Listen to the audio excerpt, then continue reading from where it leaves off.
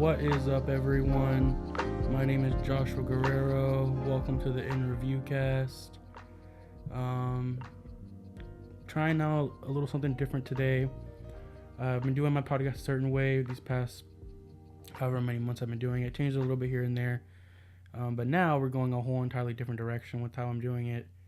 So hopefully this works. Hopefully it's something I can keep doing. I like the way I have it set up right now, so I want to be able to keep doing this. But yeah, so today we have a pretty decent episode. I got 3 kind of reviews today. First, I want to talk about DadaDan Season 2. It's about halfway through right now, and I want to talk about what I think about it so far. Then we're going to get into the new season of King of the Hill, Season 14. And then we're going to talk about War of the Worlds starring Ice Cube.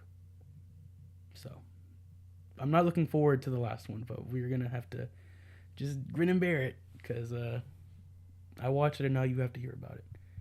So, yeah. Alright, so let's just jump into all this. First, we're going to talk about DadaDan Season 2. Right? Season 2 of DadaDan. Okay?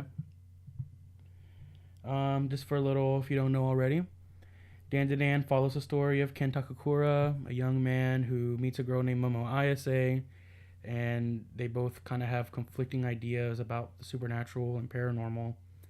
And when they go on these like little missions to try to prove the other wrong, they end up discovering that aliens and ghosts and like cryptids and stuff are all real. And yeah, it kind of just changes the whole trajectory of their life, and it's really like a romance. It feels like a slice of life mixed with supernatural paranormal stuff,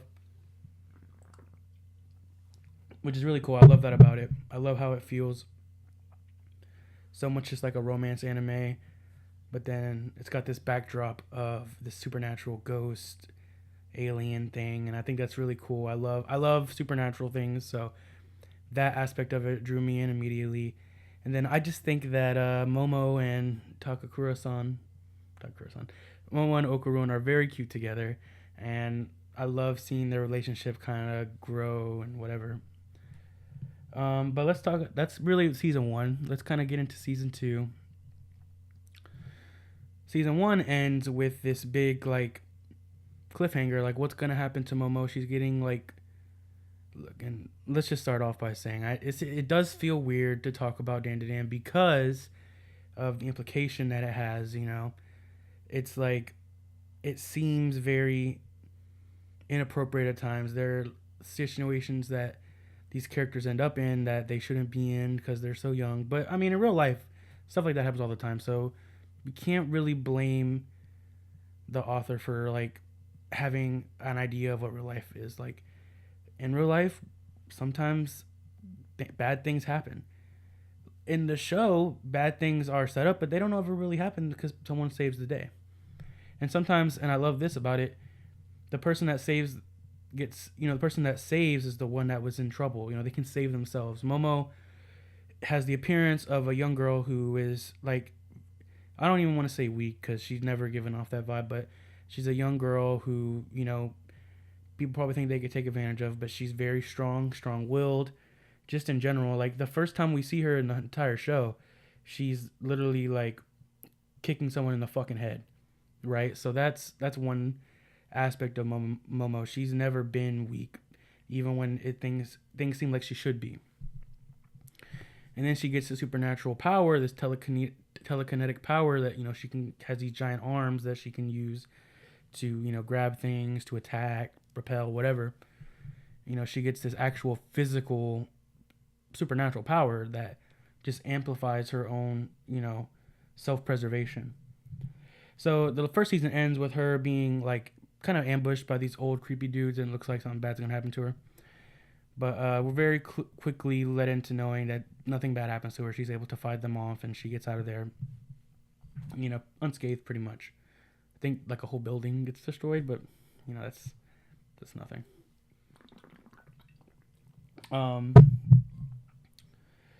But yeah, so only the first half of the season is out so far. So I don't really want to give like a whole review about what I think about the whole season altogether. I kind of want to just talk about what I think so far.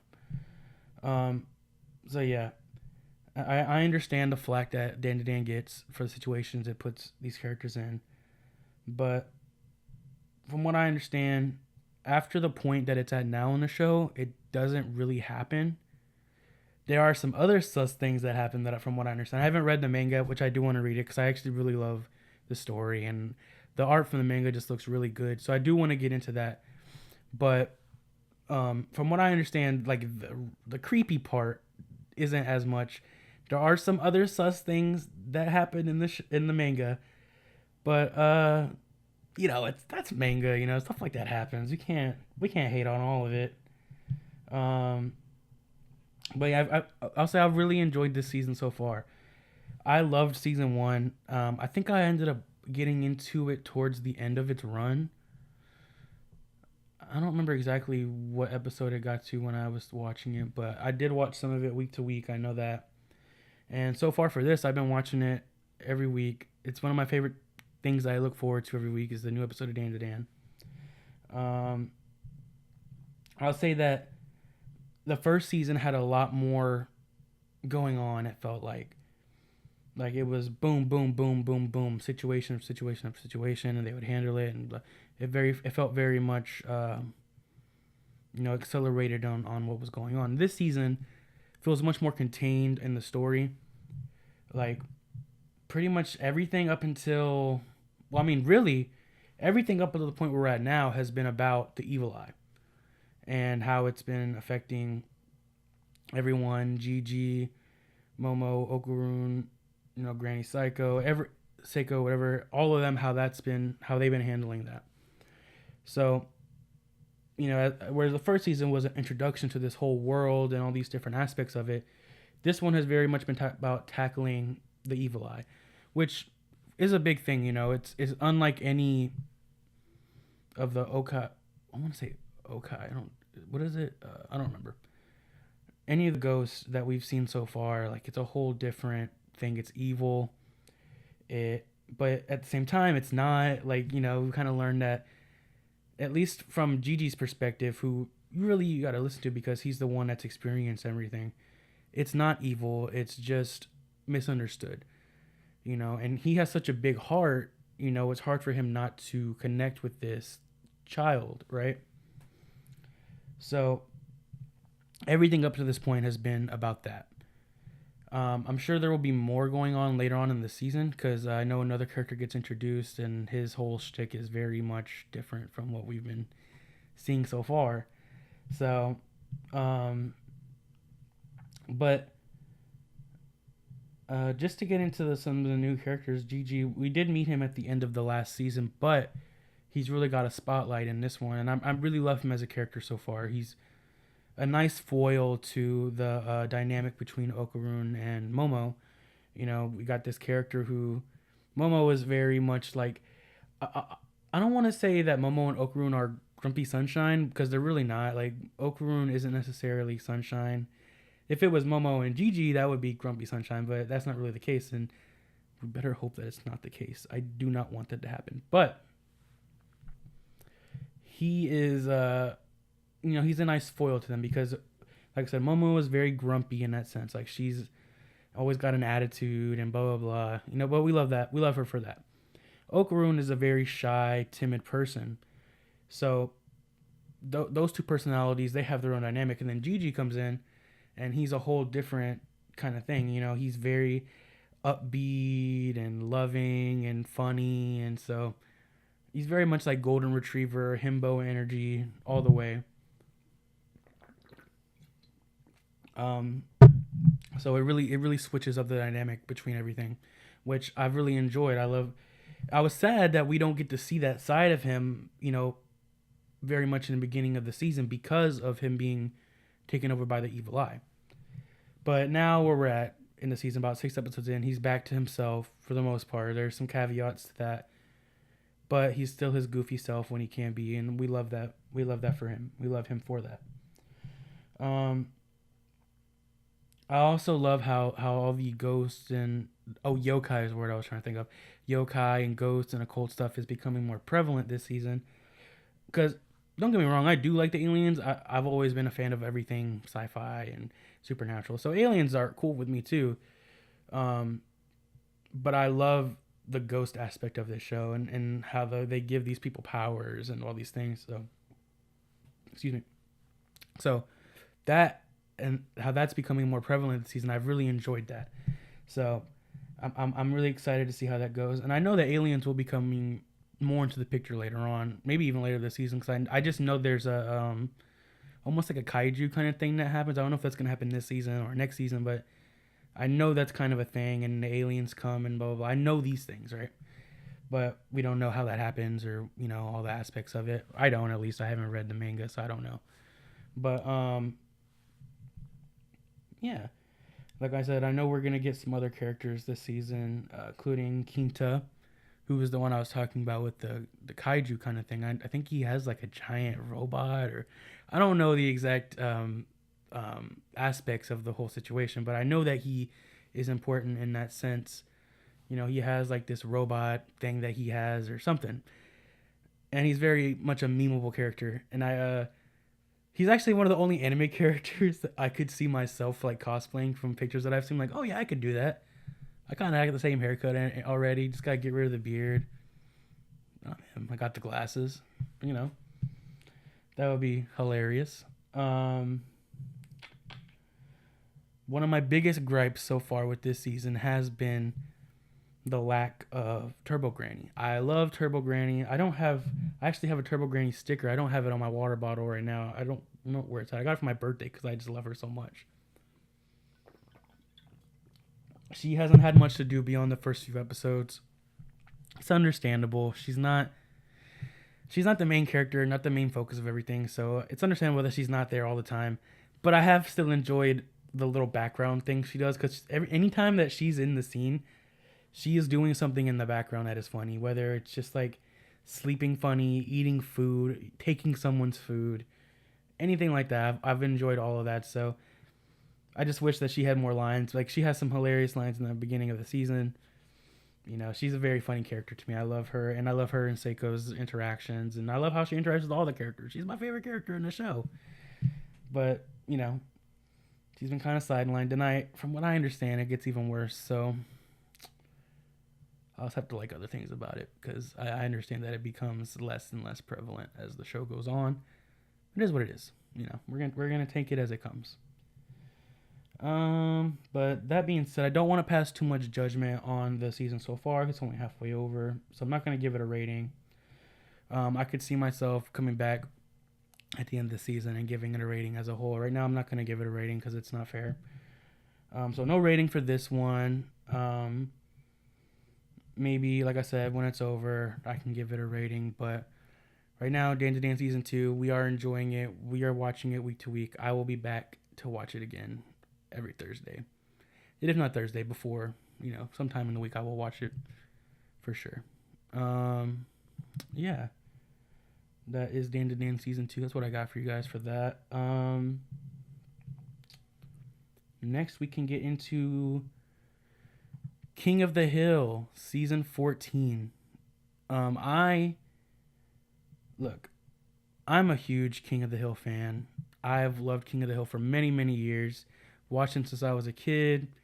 I rewatched it not too long ago just because I love the vibe of it. I feel like I don't need to get into what King of the Hill was about. I feel like we should know that already. But if you don't, King of the Hill follows the Hill family who live in Arlen, Texas, a fictional city that is literally like in the middle between every Texas city somehow.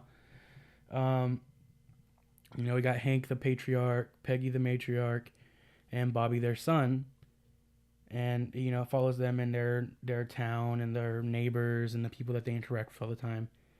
And, it is kind of like, I don't want to say slice of life, even though we can say this, right? King of the Hill is one of the best American animes. Everyone's heard that. No, but I think it's so funny that that's a thing in Japan, that they think of King of the Hill as an American anime. And I love that, because I think it is very American in a lot of ways. It feels like one of the things I love about King of the Hill so much especially as someone who's grown up in Texas, lived there most of their lives. I One of the aspects I love the most about King of the Hill is that all the characters in King of the Hill feel like someone that you've met or that I've met at some point in my life living here in Texas. I grew up in a small Texas town. So I feel like I can connect with that aspect of the show so much. That's one of the things that draws it to me so much. I feel like I know these characters before I even start watching it. I feel like, I've met Dale, I've met a Boomhauer, I've met a Hank. I might have been Bobby. I feel that so much. That's one of the things that's always drawn me to King of the Hill, especially as I've gotten older. And it's that heart that King of the Hill has that differentiates it from a lot of other adult sitcom cartoons out there. Family Guy is just jokes, jokes, jokes, jokes. Sometimes they hit, sometimes they don't. It's a lot of bits, a lot of stuff like that. The Simpsons is kind of more along those lines, but it's much more. It doesn't feel as real, It's very much a cartoon, and of course, King of the Hill is a cartoon, but it has this real levity about it that just differentiates it from all these other shows, especially for me. So, when I heard that I was coming back for a new season, I was very excited. And it's a time skip, so we kind of got King of the Hill Shippuden going on here since it is an anime. It's about 15 years since the last season came out, and it kind of ages things up along those lines. I want to say it's only about an 8-year difference in the actual showtime, but it's one of those wonky things that some of the characters appear older than 8 years. Like, of course, we got Bobby. He's that perfect 8-year gap. He's, I think, 13 in the original show, and this is not like a reboot or anything. It's just literally just a new season. And in this season, he is now 21, and he didn't go to college, but he is a chef and he has his own restaurant, which is so awesome for him. Like, being 21 with that kind of thing going on already, that's exciting. As someone who is 27 and just now going back to school when I was 24 and still going through all that, that's exciting for him, because a lot of the other characters are still in school. Like, I don't think they ever actually say what Joseph is doing. Maybe they did, and I didn't catch it. I might have to rewatch it. But him and Bobby live together now in an apartment. Connie, who was his girlfriend back in middle school, she's in college. She's going for her master's degree, I want to say, in biology, I think. So, those, as far as those kids characters that we watched as, when they were children who are now adults, that's what they've got going on. Then you've got the Hills themselves, Peggy and Hank. They left Texas at some point in that time frame and lived in Saudi Arabia for a few years, because Hank, he sells propane and propane accessories. So he did propane work in Saudi Arabia for his company named Aramco. And, they kind of lived on like this Aramco base. And you come to find out that, it was very much like a stuck in time kind of thing. It wasn't progressing the same way that actual America was, because when they come back to the States, there are quite a few different surprises to the small town that they live in, and it's, that's part of the fun of it.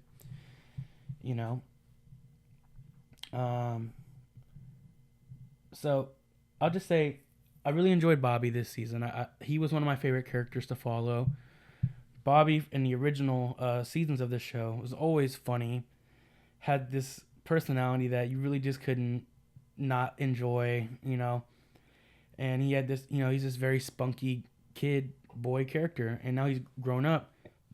He's not as wild or, out there. He's much more laid back. I think he still has those moments that he comes out as himself, but, he's much more adult. He's got a lot going on. He's not just an adult. He has a business, he has a career. So, he's a lot more grounded than a lot of the other characters that grew up, right? He has a lot more going on, and following him through that was very exciting for me. It's like watching someone grow up, and I think they did a really good job and making all the characters who were kids into older versions of themselves, and really all of the characters in general into older versions of the characters that we knew back in the other show. I love seeing an older Hank as well. It's like he did a lot of growing in the time that we didn't see him, even though he's already an adult. He did some changing, some growing, which is part of life, and I love how they kind of reference that. Things that he used to be he used to be certain ways before. He's a little bit different now. One of the episodes, it comes out that he likes soccer now because living in a non-American town or a non-American country, you're gonna watch soccer because it's the most popular sport in the entire world. Once you get out of your comfort zone of the country and state that you've lived in your entire life, you're gonna get into some new things. So, and he's always talked bad about soccer, but now he's seen a beauty in it that he didn't see before. And little small things like that are great incremental changes to these characters. I love how some of the long-running jokes make a return, especially with Dale's wife. I think her name is Nancy, and John Redcorn. They've been having an affair going on for years and years and years and years, even before the show started, because John Redcorn is, of course, Joseph's real father. But it's still not out to everybody yet that that's the case. Joseph doesn't know that he's Native American. Joseph thinks he's a white guy, and there's a whole joke. And I want to say like the first or second episode where Joseph goes, it's hard being a white guy. And it's just fucking hilarious, little small subtle things like that. Just hilarious. Absolutely loved that. And then, with Hank's dad, he died in the original show, but his influence lives on, Bobby, who was always kind of close to his grandfather, has this moment in one episode where German, one of the jokes, right, is that Cotton killed 50 men in, I want to say Vietnam or World War II or some old war. He killed 50 men, and he would constantly reference that about himself. I killed 50 men, but in this, he's gone now. He meets someone at his restaurant, and they go, "Are you related to Cotton Hill?" And he goes, "Oh yeah, did you know him?" And he's like, "He machine gunned my grandfather." And Bobby goes, "He was one of the 50 men?" And dude, that's hilarious. I loved that. I love those little small references to the past. I think it works really, really well. He did a great job at keeping it subtle, and keeping it flowing, and still, feeling like the show that we knew before. I will say, I don't think it's as good as the original show. I think the original show had a lot more flow in as far as how the comedy was going. For me, one of the things I loved about King of the Hill was that it wasn't like Family Guy, where it's just punchline after punchline after punchline after punchline. The comedy comes from the actual situations. It's an actual sitcom, and none of the situations feel exaggerated. They all feel like things that could happen, and that's still the case here. But to me, it felt like they're still trying to get back into the groove of what they had before. And after 15 years, it's completely understandable that you don't have the exact groove down, especially when you have different writers and you have, all these different things. You still have, Mike Judge and Greg Daniels, of course, but a lot of the other small things about it, like some specific writers, aren't there. Like, I don't think Michael Jamin, who was a writer on the original show, is writing for this one. And he's a screenwriter, comedy writer that I enjoy. And I know that he worked on the original King of the Hill, and he's not here. So a lot of small things are like that are going to make it flow a little bit differently. But they're getting back into it. And as the show goes on, towards the end of the season, I think they really catch to a rhythm that makes it really funny. It took a little while to get there, but, they're starting to get into it. And I would love to see, some more seasons. I think we're confirmed another season. I don't quote me on that. But I believe that is the case. That being said, there are still some downsides. The biggest disappointment being some of the voice work. A couple characters changed voices. Dale, of course, changed voices because Johnny Hardwick sadly passed away in 2023. He did do some lines in the new season. I think about 4 episodes worth of lines. But he wasn't able to complete the whole season. So he was taken over by, I want to say Greg Huss is his name. who did other voices on the show, and he used to voice Khan, and that's one of the other things that I want to talk about is Khan's voice. I can't be too mad about Dale's voice. Obviously, there was no control over that. The actor died. What can you do other than recast? I think there is a significant difference in the voices, and you can tell. But by the end of the season, I think, as with everything that I've been saying, he kind of catches into the rhythm more, and it feels much more natural. But Khan's voice is a completely different voice actor. And I think maybe the reason is because, we live in this age where having a non-white character be played by a white man and doing a very stereotypical voice can be seen as offensive. I can also give it to them that maybe it's, he's been living in America so long that his voice is different now. Okay, sure. I still don't think the voice sounded anything like the Khan that we knew before. It sounds very bad, just in general. Did not care for that. He's only in one episode, though, so you don't really have to worry about it too much. But still, it was not the same at all. Which, like I said, I understand how you could make the argument that it's because, he's lived in America for 10 plus years now. He's not going to have the original accent that he had before, which, let's be honest though, I've known plenty of people who've lived in America many, many years and still have the accent they had when they first got here. Some people do not grow out of it. I think it's actually a majority of people do not grow out of their accent because that's how they talk. That's just how they are. They've lived most of their lives. Khan is a grown man when he comes to America. It's not like he's a kid that had a little bit of accent when he got here and then, grew up around all these different other American-speaking people and now has an American accent. I just don't think that's as believable, but you know what? I'm not going to be too judgmental about it. It is what it is. I think that's really all I got for that. All in all, I really enjoyed the season for what it was. I would definitely enjoy another one if given one. Didn't blow me out of the water at all, but it was still really good. I'm going to give wrong one. I'm going to give King of the Hill season 14 a solid 5 out of 10. And so with that, we can get into this next shit show of a movie, War of the Worlds. Oh my god. All right. I saved this one for last because it is a shit show. Absolute shit show. Like, the worst movie I've seen in years. Bad. I don't think I've ever been this visibly upset while watching a movie. This movie follows Ice Cube's character who works for the U.S. government and his family as the world is attacked by aliens. That's all I want to give you because, God, I was literally screaming at my TV so many times watching this. This movie is really, really bad, guys. It is really, really bad. The tagline for the movie being "It's worse than it looks" is so ironic in a beautifully ironic way because it is worse than it looks.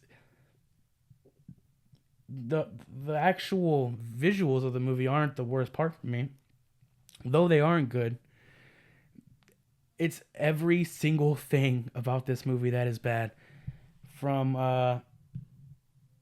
the acting to the writing to the visuals to the editing. Every single thing is bad.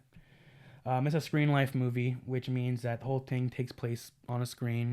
We watch different windows of a computer, and every camera is an iPhone or a webcam of some kind, or at least appear to look that way. And I don't have a problem with that. I think if it's done well, then it can be a very interesting storytelling device. But here, it was just bad. I really can't say too much about that. Like it is very bad. And so this movie was made during COVID, and it's very painfully obvious as you watch it. Because it's one thing to have a screen life movie, right? Everyone's in their own, area. But the backgrounds are so jarringly empty that it really just makes you, like, you can't not notice how empty they are. Because it was made in COVID, almost none of these actors are ever in the same room together. I think there's only 2 actors that are ever in the same room together, and it's the husband. I don't think they're even husband and wife, boyfriend and girlfriend, Ice Cube's daughter and her boyfriend, played by Devin Bostic. Yeah, everyone, everyone phones in their performance. Literally phones in their performance. There's literally one character who is at the golf course the entire movie. The world is ending, being attacked by aliens. The humanity is about to crumble, and he's on the golf course, teeing off his 9. That's fine, whatever. Looks terrible for everything involved. Even people that I respect as actors, like Clark Gregg, who plays Coulson from Marvel, someone who always gives a good performance. It feels like he didn't want to be here. It really did. There's literally a scene where he is like literally at home, just come from the gym. He's all sweaty. It just feels like a person, the character that he's supposed to be playing, wouldn't be in this situation like this. But here we are. This is what we're given to work with. That being said, the worst performance in this movie is Ice Cube. Ice Cube has never been a particularly talented actor to begin with. Not to say he's bad, but he's just really good at playing himself. As long as he's playing himself, that's always something that you can at least get out of it in a good way. He can do that well. We're talking Friday. We're talking Are We There Yet? Stuff like that. Barbershop. Stuff like that. This is not Ice Cube playing himself. It's Ice Cube playing himself, playing a computer hacker. And that is not great. So they're like, okay, well, how are we going to make Ice Cube look like he knows a lot about computers? Oh, give him a beard and give him some glasses. Perfect. We got it, guys. We have it. This is the exact thing we need to make him look like he knows stuff about computers. But no, he never once in the whole movie do I believe that he knows anything about computers. It looks more like he barely knows how to use a computer. They write it to where he does obviously do stuff that, is cool, but it's a lot of right click, select, little stuff like that. One of the worst things about that is the big reveal in this movie, which I'm going to go ahead and spoil it for you. I'm sorry. I know you were looking forward to watching it, but Ice Cube's son is revealed to be this hacker named Disruptor, who Ice Cube has been looking for the entire movie up to this point. And really, it feels like he's been looking for him for quite a long time. I don't know if it's years or at least a few months or something like that, but he has not been able to find him. Every time he gets close, it's either a hidden location, or he lied about where he is, or the voice is scrambled, or something like that. There's always something that gets in the way of them finding out who he is. Until now, where Ice Cube comes up with this very genius idea to take a vocal recording of Disruptor that is pitch corrected to make him sound, make his voice hidden, his voice is lowered. It's this genius idea, which, how did he ever think about this? I have no idea. To unscramble the voice and pitch correct it to normal, which he then discovers is his son. That is not a lie. That is not an exaggeration. That is literally what he does. A person who knows a lot about computers just thought about this months, maybe even years into looking into this person. No one else thought about it either. No one else that was looking for him, the FBI. No one else ever had that idea. But Ice Cube finally did after all this time, so he's really a smart guy. I don't even know what to say about that, guys. That is how ridiculous this movie is. Okay. Let's just get into what the end of this movie is about. We don't even talk about the visuals of the aliens themselves. Yeah, they look like PS2 graphic aliens. I might even be generous and say PS3. But the ending of this movie is a laughable mess. They end up finding out that the only way to stop the aliens, who are here to eat our data, like literally eat our data, they get substance from it, I'm assuming. I don't know. They doesn't ever actually explain why they want to eat our data. But they've come from another planet to eat our data, and that's bad for us because everything, the data that we have is the most important thing in the world. At least according to these aliens. So they figure out the way to defeat them is to give them a virus, right? So we're going Independence Day on this. Okay, we're gonna give them a virus. How do we do that? Oh, we gotta insert a flash drive into this motherboard. That is, this whole government building where they're at, and this is where I guess where the end of it is. I don't know. I was kind of checked out, but so they're like, I don't have a flash drive. They don't let flash drives in this government building. Are you crazy? Why would they let flash drives in here? We're not allowed to have flash drives. So the son-in-law character is like, hey, I work for Amazon. I'm an Amazon driver. I can get you a flash drive. Let's use Prime Air. The drone service that Amazon has. That way we can get the flash drive to you while dodging all the aliens, which, of course, he's like, I fly like a bird, baby. All right, buddy, let's see it happen. And he does. He literally dodging alien beams and debris, all these different things. Things that the government, like the military, can't do. They can't dodge them.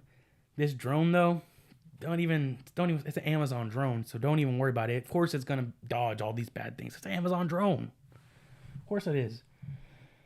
So yeah, literally dodging laser beams and shit in the air, and then, oh man, it does get hit and it goes to the ground. It lands on its back, so like a turtle, it can't get up. Luckily for everyone involved, there's a homeless guy right across the street from where the drone is. And Ice Cube's daughter uses Ice Cube's software to literally like scan the dude's face, and then they get his phone number and they start texting him like, hey, you see that drone over there on the street? We need you to go over there and pick it up. He's like, I'm not doing that. The fuck I look like? Homeless guy? Oh, well, I am. So they're like, okay, well, how about this? If you go pick it up, we'll give you free internet for a year because you're homeless and you want free internet, right? Excuse me. And he's like, ooh, drink water. And he's like, okay, yeah, no, because then you're just going to track me. Like, I don't want the government to track me. What the hell? They're like, oh, okay. Oh, I know what to do. Here's a $1,000 Amazon gift card for you. Oh, shit, that's all you had to say, my dude. Goes and picks up the drone, flips it back over. World is saved because of a $1,000 Amazon gift card. I cannot make this up. This is what this movie is. It is a hour and a half long ad for Amazon. And it made me want to kill myself. No, but I was just so frustrated watching this movie. I can't think of any other time in my life where I was so mad watching a movie. This movie is a goddamn joke. All right. Only positive I can see about this movie is that it might become cult classic just so it's one of those movies that you get together with your friends, get drunk and high and watch and make fun of the entire time. Don't watch this alone. Don't do what I did. Please don't.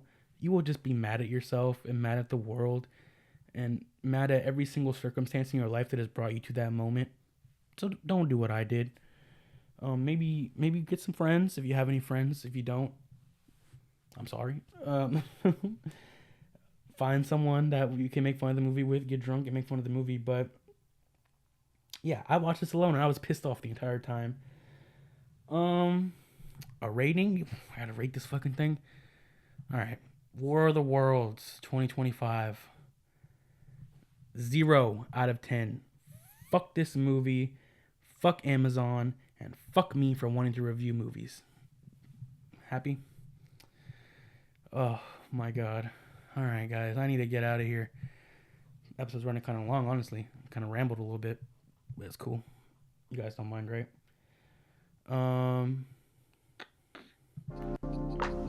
Alright, so let's see.